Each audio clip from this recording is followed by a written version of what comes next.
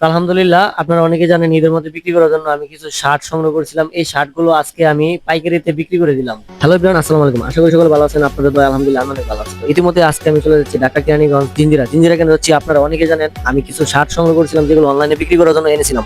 তবে আমার এই শার্ট গুলো ছিল অনেক কোয়ালিটিফুল এবং অনেক দামি। কাপড় ছিল মূলত ইন্ডিয়ান কাপড়। তবে অনলাইনের মধ্যে আপনার বেশিরভাগ শার্ট বেশি চলে এগুলো হচ্ছে কি আপনার বাংলাদেশের কাপড়ের মধ্যে কি আপনার এই নর্মালি কিছু কাপড় যেমন একটু প্রাইসটা কম 4 থেকে 500 টাকার মধ্যে। তো আমার 4 থেকে 500 টাকার মধ্যে আমার এই শার্টগুলো বিক্রি করতে পারি না। আর এই শার্টগুলো বিক্রি করতে হয় আমার 1000-এর উপরে। তো ইতিমধ্যে আমি ডিসকাউন্ট দিয়ে কিন্তু 858 টাকা কিছু শার্ট আমি বিক্রি করছি। তো তারপরে আমার অনেকগুলো শার্ট রয়ে গেছে। তো ঈদের কিন্তু আর বেশি দিন, অল্প কিছুদিন বাকি আছে। তো আমি চিন্তা করলাম আমি যদি অনলাইনে এই শার্টগুলো বিক্রি করতে যাই তাহলে আমার অনেক সময় লেগে যাবে।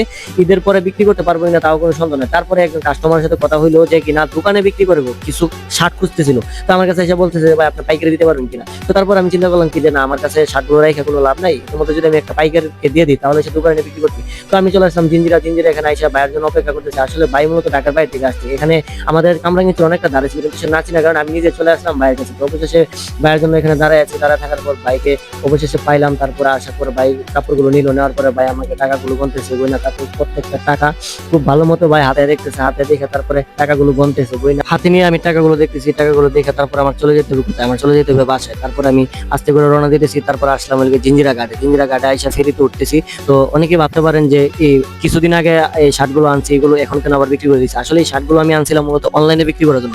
তো অনলাইনে এসে তা দেখলাম অনলাইনে 4 থেকে 500 টাকা দামের প্রোডাক্ট বেশিরভাগ কাস্টমারের চাহিদা। হ্যাঁ, তো আমার প্রোডাক্ট গুলো ছিল 1000 টাকার উপরে। তো যার জন্য ভাবলাম যে ঈদের আর বেশি দিন নাই, আমরা মূলত অনলাইনে বিজনেস করতে পারবো 4 থেকে 5 দিন, সর্বোচ্চ 6 দিন আমরা আর এই অনলাইনে অর্ডার নিতে পারবো। তারপর কিন্তু অর্ডার নিতে পারবো না। তো ভাবলাম যে এই প্রোডাক্ট গুলো ঘরে না রেখে এগুলো কারো কাছে বিক্রি করে দিই। কারণ দোকানদারের কাছে যদি বিক্রি করে দিই তাহলে দেখা যায় দোকানদার এগুলো দোকানে রেখে বিক্রি করতে পারে। তবে আমার বিজনেসটা হচ্ছে মূলত চামড়া জুতা, আমি কিন্তু অন্য কোনো বিজনেস করি না। তো এটা শুধুমাত্র আমার কাস্টমারের চাহিদার কথা চিন্তা করে আমি প্রোডাক্টগুলো আনছিলাম। তবে আইনা যা দেখলাম কাস্টমারের চাহিদা আর একটু কম। তো ইনশাল্লাহ আগামীতে আর একটু কম প্রাইসের মধ্যে নিয়ে আসবো। এবারে প্রাইসটা একটু বেশি ছিল। সবাই ভালো থাকেন, সুস্থ থাকেন। আসসালামু আলাইকুম।